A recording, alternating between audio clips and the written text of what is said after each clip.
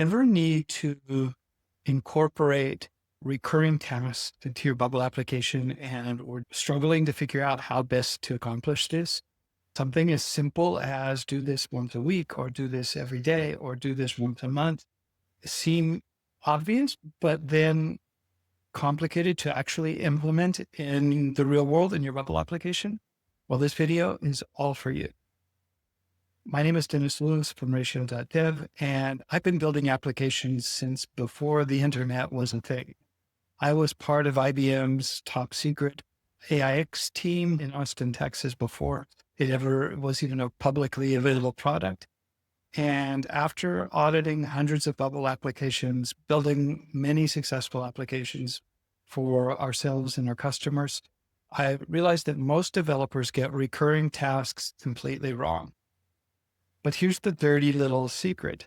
There's actually a right way to handle this. And today I'm going to show you exactly how.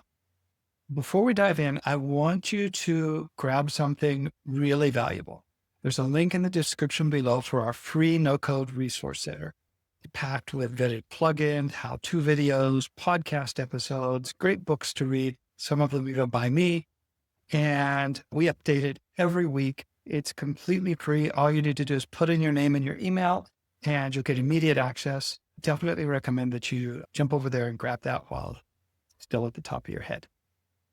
Now, here's what happens in most Bubble applications when founders try to handle recurring tasks. One is the manual nightmare. They manually create workflows over and over again. Need a task to repeat 50 times? Well, better click that copy workflow button 50 times. It's error prone. It won't work. Don't do that. And then the second possible thing I've seen is the easy trap. What they do is they take the easy way around it. They store the initial task and then they create one more. Whenever the first one is completed, they create the next one and so on and so forth. Sounds smart, right? Wrong. Here's the problem. You can't see future tasks in your calendar view. And if somebody fails to actually mark the task as complete, then it never recurs again because that process is waiting for that action to occur and it doesn't occur. And so it's not a recurring task. That isn't really an optimal solution. I mean, it's kind of half-assed. When that happens, people will get frustrated because they thought, oh, I thought my application was going to remind me every day to do this. And just because I happen to take Saturday off, now it forgets forever to remind me. Well, you've dropped the ball. What's the answer? Well, I'm going to call the third option here the pro route. Now, if you need to do something really quick and dirty, you could try the easy way and it'll probably get you out of the immediate problem. It's not a great solution. First, let's talk about the database. And this is where most people mess up because they don't plan the database structure and then it all kinds of falls apart. The first thing we're going to need, I'm going to jump over here into the tab. It is into the option sets tab. And I'm going to create an task recurring frequency. And I've created daily, every weekday, weekly, monthly, yearly, and does not repeat. And I'm going to add this option into my task table. If I go here and I look at task, you'll see it repeats and I've got it set for default as does not repeat. Okay. Normally most tasks aren't repeating. They aren't recurring. When the user changes this, then I'm going to change this value here. I'm going to keep track of the parent task, the first one that was marked as recurring or repeating. Okay, I've created a repeating parent and it's just another task. I'm going to keep it a date, which is repeats until, could be a marker because I want it to repeat every day until the end of the month and then stop. I can set that date, the last time that it happened. So I can keep track of how many of them have occurred in the last one. That's going to make our workflows a little bit easier to take care of. Now let's look at the workflows. Trust me, this is going to probably blow your mind if you've never seen it before.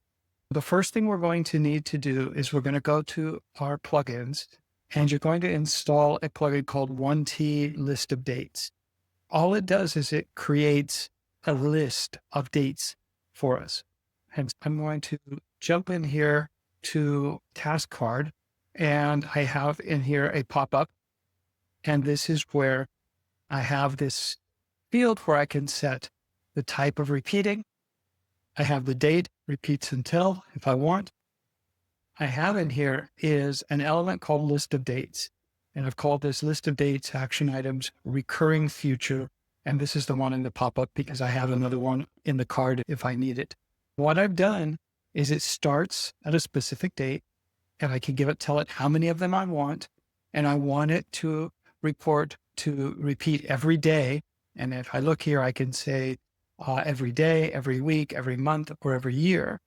I want it to go one by one. So because I could do every other day if I want, or I could do every 3 days if I want. So you can make as many different things as you want. And by default, it's taking the first one a day for the next 60 days. My thoughts here are, I don't want to load into my database an infinite number of tasks. Okay. But I want to give the user visibility for the foreseeable future. If it's in repeats every day, then I'm going to recreate these tasks for the next 60 days. Okay. Now then, I have a conditional on here, which says that if it is weekly, then I'm going to create 52 of them, and I'm going to do it one per week. Okay. I'm going to create one a week for the next year. Okay. That's long range out there. If it is weekday, then I'm going to have it skip day 0 and day 6, which is Sunday and Saturday. I'm excluding Sunday and Saturday, and it will do all of the weekdays. I'll keep 60 of them in there. If it is monthly, then I'm just going to create 12 of them, one every month. And if it is yearly, I'm going to create for the next 5 years, one a year. Okay. That gives me enough that I'm pretty sure that nobody's going to go looking out and say, oh, it does it in 6 years from now. It's not in the calendar. Okay. It's not. There has to be a limit. Otherwise, it would be an infinite number of tasks in the database. Once we've done that, now we need to look at the creation workflow and how this all works. We've got this. This just creates a list of dates. Let's jump into the workflows tab. And I'm going to go to the backend workflows here. And we have one here, which is action items, create recurring items. And this takes a parent task and it takes a list of dates. Okay.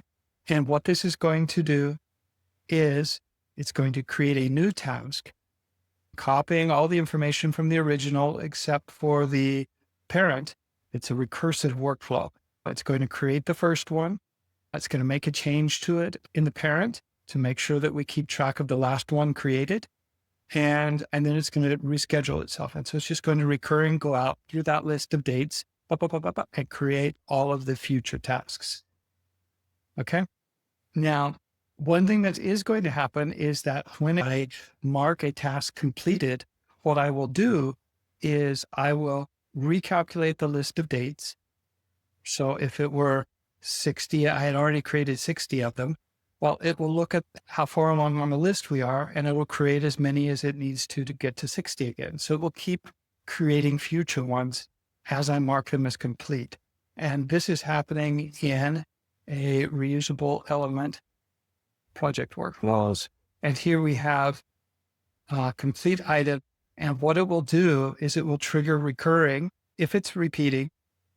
And the dates count is bigger than 1. So it's passed in a list of dates with more than 1. Then what it will do is it will go through here and create the additional ones. And this will prolong this. So basically you start off with the next 60 days of a task that repeats every day. And as you complete them, then it will keep making sure you're getting to 60. There's always 60 in the future. And so that way they're always showing up in the future on your calendar. And it also doesn't overload the database with a gazillion of them because you don't really want that many in there anyway. And if you're deleting one, you need to ask if they want to delete all the future ones.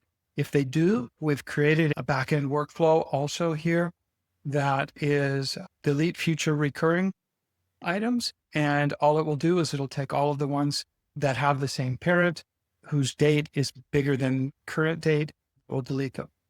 So that's how you clear out the future. And you can also do something similar for if it's a modification, if you want it to check in and you change something in the parent and you want it to propagate out, you could do another one where it takes that list and just makes that change all the way down the road. So be careful to use backend workflows because this is creating a lot of data in the backend. You don't want your user interface to be bogged down while this is happening. Be careful that you use custom events if you need things to go in order inside those workflows. Otherwise, it could get all discombobulated. Don't forget about time zones. Usually, most of your users are more or less in the same time zone or similar in the same country in the US. And it's not a real big deal, but just keep that in mind, especially if you're going to have processes that work in a backend workflow that isn't necessarily, it's not connected to a user's browser. And so it will always default to UTC. So if it's creating things, if you're time sensitive, it's just dates, it doesn't really matter probably. But if it's time sensitive and you've got the whole timestamp, you be careful there, then do be careful about your time zones. You will probably want to also have some sort of a cleanup process where you could go through and get rid of recurring tasks that haven't been used or that were left undone in the past. And there's no more of them because nobody stopped completing them. And so they stopped creating new ones. Then you might want to do some cleanup processes there. And hopefully this will give you a pretty clear idea on how to set this up in your Bubble application. If you have doubts, leave me questions in the comments below, or feel free to reach out to us here at reschedule.dev and we will gladly jump on a call and try to help you out. Or if you need more help putting this into your Bubble application, then we can definitely help you there as well. If you've enjoyed this video, give it a thumbs up. If you want to make us really happy, you could subscribe to our channel. That would just make this big to smile go across his face. If you've enjoyed this video, stick around for the next one. There'll be more soon. See you then.